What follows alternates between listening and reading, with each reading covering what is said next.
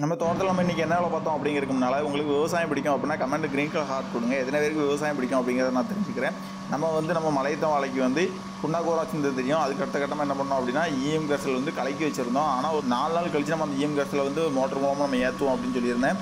இருந்தாலும் நம்ம கசிலி வாழையில் குழி போடுறது, கம்பு கொடுக்குறது அந்த மாதிரி வேலை இருந்த காரணத்தினால இந்த தோட்ட பக்கம் வர முடியல. அதனால் இந்த இஎம் கர்சல் கரெக்டாக கலந்து இன்னையோட 12 நாள் ஆச்சு. இருந்தாலும் இதை ஏற்றலாமா அப்படின்னு கேட்டிங்கன்னா இஎம் கர்சல் கலந்து வச்சதுலேருந்து 40 நாள் வரைக்கும் நம்ம ஏற்றலாம். அதாவது இது தாய் இஎம் கர்சல்லேருந்து நம்ம கலக்கினது கிடையாது.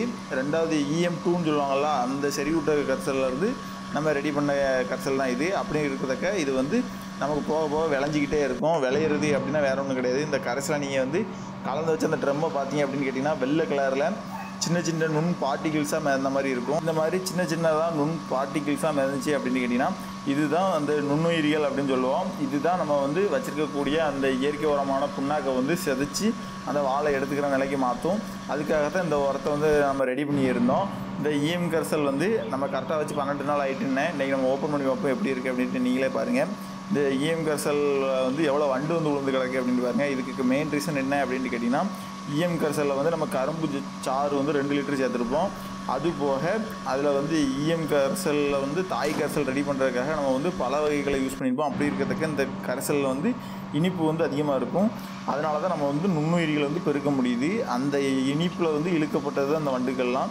இந்த வண்டுகள் எல்லாத்தையுமே நம்ம அரிச்சு எடுத்துருவோம். ஏன் அப்படின்னு கேட்டிங்கன்னா மருந்தும் ஊற்றுவோம், நம்ம சில டைமிங்கில் பைப்லையும் ஏற்றுவோம். அப்படி ஏற்றணும் அப்படின்னு கேட்டிங்கன்னா அது ஓட்டை அடைக்கிறதுக்கு அதிக வாய்ப்பு இருக்குது. அது போக இந்த இஎம் கர்சலை நம்ம ஏற்றுறதுக்கு முன்னால் இந்த இஎம் நல்லா கலக்கி விட்டுக்கணும். அதாவது இந்த ட்ரம்மில் உள்ள இந்த இஎம் கர்சலை நல்லா கலக்கி விட்டுட்டோம் அப்படின்ட்டு கேட்டிங்கன்னா அப்போ தான் உலக இருக்கக்கூடிய நுண்ணுயிரிகள் அவ்வளவுமே டோட்டலாக ஃபுல்லாக குழம்பி கரெக்டாக நமக்கு ஏற்றுறதுக்கு ஈஸியாக இருக்கும். அது போக நம்ம இந்த இஎம் கர்சல் மோட்டர் மூலமாக ஏற்றுறாங்க அப்படின்னா அவங்க அந்த மோட்டரில் உள்ள ஃபில்டர்னு ஒன்று வச்சுருப்பாங்க. அந்த ஃபில்டரை கலத்திட்டு ஏற்றணும்.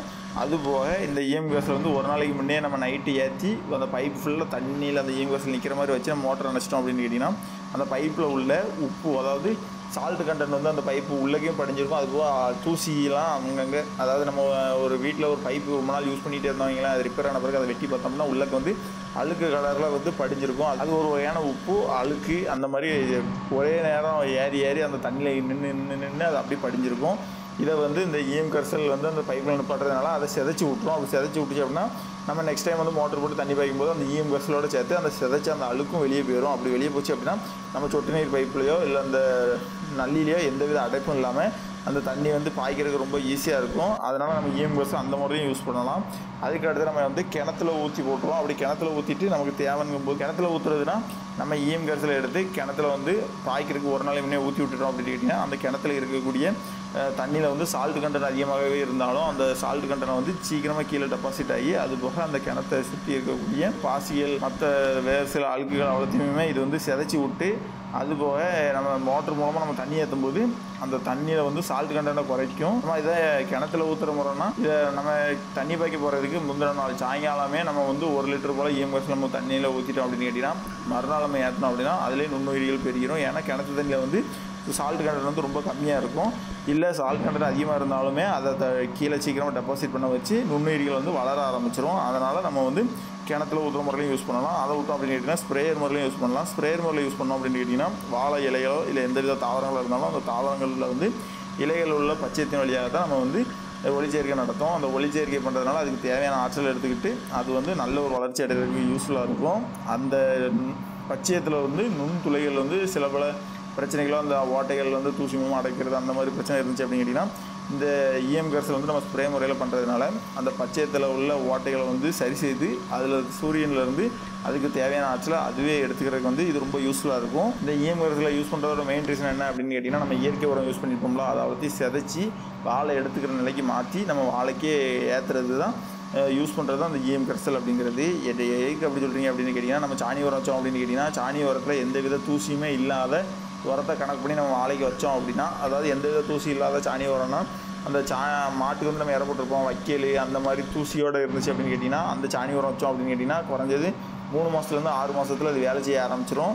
அப்படி வேலை செஞ்சு 2 வருஷம் வரைக்கும் வேலை செய்யும். அதே இது சிலவங்க சொல்லுவாங்க தனி சாணி, அதாவது மேய்ச்சல் போயிட்டு வீட்டுக்கு இருக்கும் அப்படி சாணி போட்டுருக்கும், அது தனி சாணியாக இருக்கும், இது நல்ல சாணி அப்படின்னு சொல்லிட்டு அள்ளிட்டு வைப்பாங்க.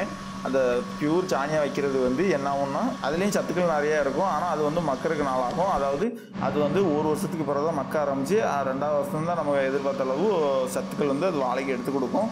அதனால் நம்ம வந்து அந்த மாதிரி இருக்கக்கூடிய சாணிக்கு கூட நம்ம இந்த மாதிரி இஎம் கேஸில் ஏற்றணும் அப்படின்னு கேட்டிங்கன்னா அது வந்து சிதைச்சி வாழை வந்து உடனே எடுத்துக்கிற நிலைக்கு மாற்றும். அது போக பசுந்தாள் உரம், அது போக நம்ம எந்த வித இயற்கை உரம் வச்சாலுமே வச்சு ஒரு 10 நாள் கழித்து இந்த மாதிரி இஎம் கேஸில் நம்ம கரைச்சி ஊற்றுனோம் அப்படின்னு கேட்டிங்கன்னா அதை உடனே சிதைச்சி அந்த வாழை எடுத்துக்கிற நிலைக்கு மாற்றும். விவசாயம் ரிலேட்டடாக என்ன டவுட் இருந்தால் மறக்காமல் கமெண்ட் பண்ணுங்கள். அது ரிலேட்டடாக வீடியோ மேக் பண்ணி போடுறோம். விவசாயம் கேட்டும் சரி போய்ட்டு நம்ம மறக்காமல் சேனல் சப்ஸ்கிரைப் பண்ணிட்டு பாருங்கள்.